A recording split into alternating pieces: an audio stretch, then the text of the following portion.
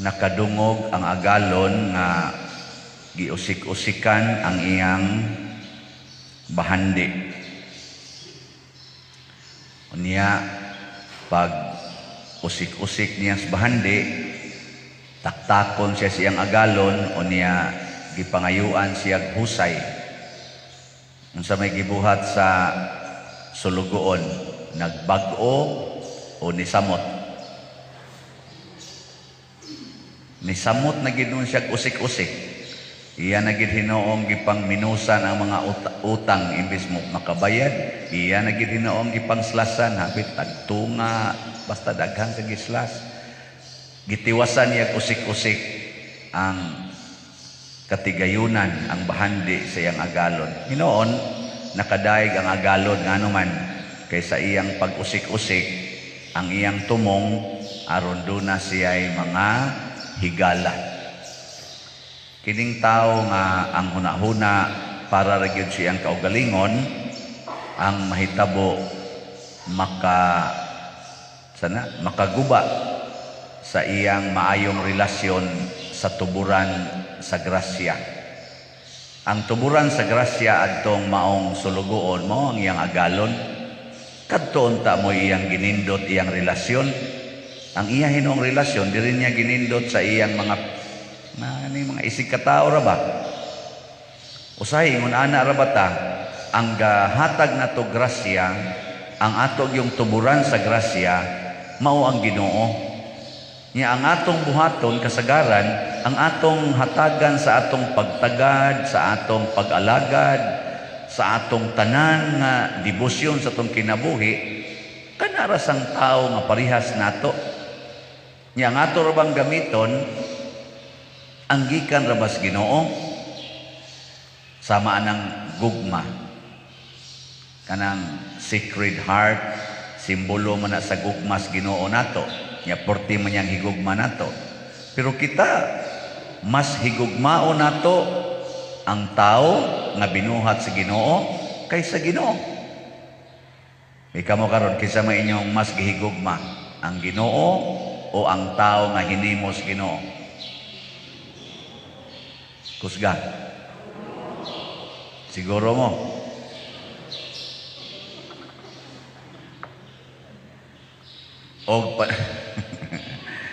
Og pananglitan, kulatahon kasi imong bana, kada adlaw, punayan kag kulata. Unsa man? Buwagan o pakamatyan? Buwagan?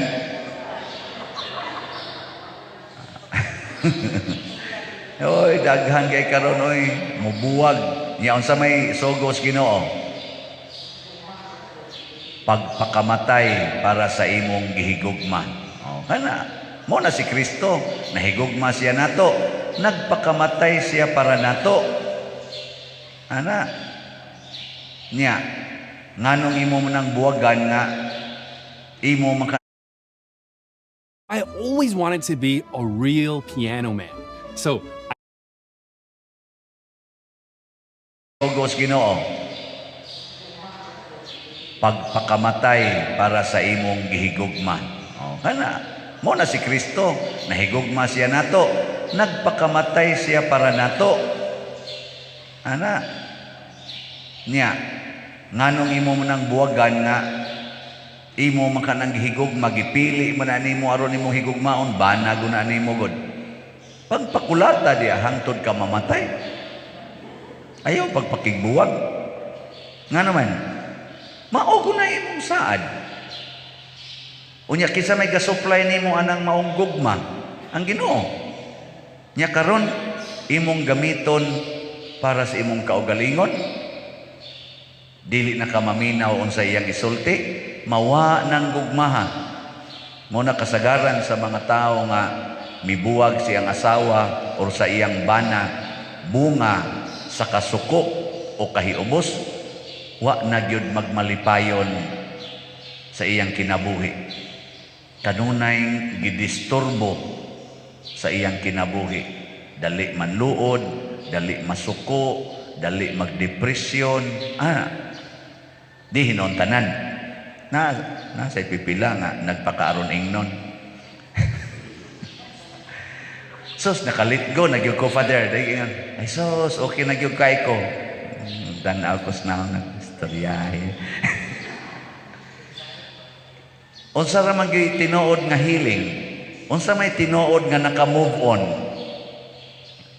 Kung ang imong original nga commitment na padayon nimo bisan pa man gisakitan ka, bisan pa man gibugatan ka, kanay naka-move on. Pero imong gibilin, imong gitangtang ang yugo, nya gibiyaan nimo, nya ni move on ka, wa ka move on kay wa man nimo madaha imong karga. Mingo man Ginoo, asa naman itong gipadaan ako nimo? Where is the load? Where is the responsibility that I entrusted you? Mao ni dinhi ang sulugoon. Iya man gitangtang ang responsibility nga sulugoon siya. Nagpakaamo naman hinoon siya. Mura naman hunog siya itag-iya. Gibugatan ting ito siya nga sigihan siya sugo ba? Nga sigihan siya paluap, sigihan siya pangutana, kapoy ba ni ay? Ana. Pare ba to aning mga lektor, mga sakristan, apil na ning atong singer, sigihan ako og hatag og mga comment, gikapoy na ni sila tingali. Sa mangundang taan ni ay. Sa maning pariam sige mo kuan. Wa mo kapuya. Hala no. Mas maayo pa dai mo pare di ay. Kung di ka kapuyon, or bisag gikapoy ka, madasigon kang muda sa imong karga, sa imong load, sa imong responsibility, kana naka-move on ka. You move on forward. Pero imo ginang gitangtang, imo nang giwakli, wa ka ni move on. You, sabay. Sa may saktong term ana, you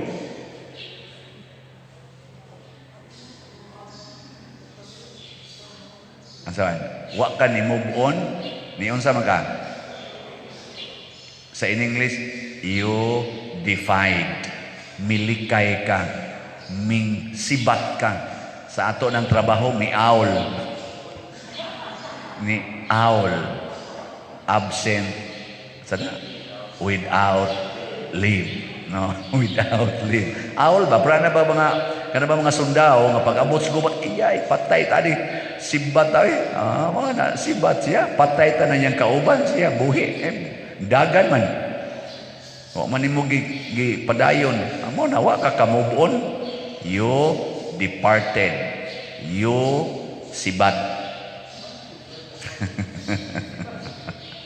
Nya, tago na ni move on, dili ay. Muna si San Pablo, diri sa atong unang pagbasa, ingon siya, dili baya sayon ang pagsangyaw sa ngalan ni Jesus nganha kaninyo nga dili mga Hudiyo, pero magmaisugon ko nga mosangyaw kaninyo. Mura bag iya bang gitigo mangyang kaisog kay suna ka magsangyaw kani mga tao, ang imong isangyaw ang Ginoo kuno nga nganlag Kristo nga usara sad ka tawo nga namatay, lison ay. Nya dili ka pat murabag ka na bang langyaw ka diha dapita, nya imos lang sangyawan nga tuo mo ani sa kinsa mo na sa usa ni Hudiyo sa patyon kanuna mo imom nang kaliwat Hudiyo man ka mo nang or Israelita man ka mo nang imo nang gisangyaw unsa imo ming i-influence anang iyang batasan di amsad mi among kaugalingong kultura mo nang patyon ti ka mo to majilan ninganhi sa Cebu. Sangyaw siya bahig Ginoo nga taga-ila. Taga dito ba? Kita gisangyawan, na inidawat, naasa ni patay niya. Patay kis majilan. Ana, niya ka mo, sugot mo patyon. Para aning atong gipuy-an nga kanini ang pagtuo. Sugot mo. Ay kuno, lingi ako no na imong tupad. Lingi ako. Ing na sugot ka. Ing na ay sana ba mong sanong siya sugot kag patyon para ani. Moingon na imong tupad mangundang tayo mao nang kuana kita pay paanhion, kita pay kolektahan, unya ini kuman kita pay patyon. Pagkamatay lang oroy dihang pariya ka. Total naam sa nimo tanang kolekta. Oy, ako sa nang gibahin ang gamay ana, ang gibahin. Andako dako di ana ko tingali pero gibahin. Oy, gibahin na ako na sa atong simbahan. Sa atong tubag sa Salmo, kuyaw kay nistadan mo ni ang atong makadasig. Gipadayag sa Ginoo ngadto sa kanasuran ang iyang makaluluwas nga gahom. Kini mo yatong isangyaw, kini mo yatong puy-an, kini mo yatong ipakita nga kaning pagsaksi nga ang Ginoo di ay mopadayag sa iyang kaluwasan basta motuo na taniya. Kining atong COVID karon maluwas tani basta motuo ta Ginoo. Luwas gyud. Di kita matay. Pero di ta motuo sa Ginoo, mas motuo ta sa mga tao, patay kita ni. Ano ba? Kanarong imong sakit, labi nag-cancer, patay gyud ka na. Pero motuo ka Ginoo, luwas gyud ka. Oh, maayo ka, unya human, malipay pa gyud ka. Ikaw niya pa kato laging kusog ang mutuo Ginoo. Sama ni Saint Teresa of the Child Jesus. Patay malagi tuberculosis, o malagi maayo. Sa may tubaga na. Patay ay. Saint Teresa, naayo na ito. Si San Roque, katong iyang sakit, naayo na siya. Nyawa dito siya mutuo Ginoo. Nya. Tinuod ni nga ang iyang makaluwas nga gahom iyang ipadayag basta motuo kaniya. Tinuod dili. Yang anong namatay lagi to San Roque, patay lagi Saint Teresa. Anaon man ta? Oh, anaon ta? Kadto lagi si John Paul II, patay man lagi perti maging tambal nila ato. Patay oy. Saan na pagtubag? Akan na kamao mamutubag. Unsa may timaan sa kaluwasan kanang buhi ka kanunay. Buhi ka kanunay. Si San Roque hangtod karon gasigi paghatag og mga milagro. Sa ato pa buhi. Si Saint Teresa of the Child Jesus hangtod karon sige gyapughatag og mga milagro sa tibuok kalibutan og kadasig sa katawhan. Sa ato pa buhi. Si Saint John Paul II, Bishop Chupilo Kamumot, nangamatay tuod sila, pero siging hatag pa karon sa ilang mga grasya. Milagrosong mga grasya. Sa ato pa, buhi.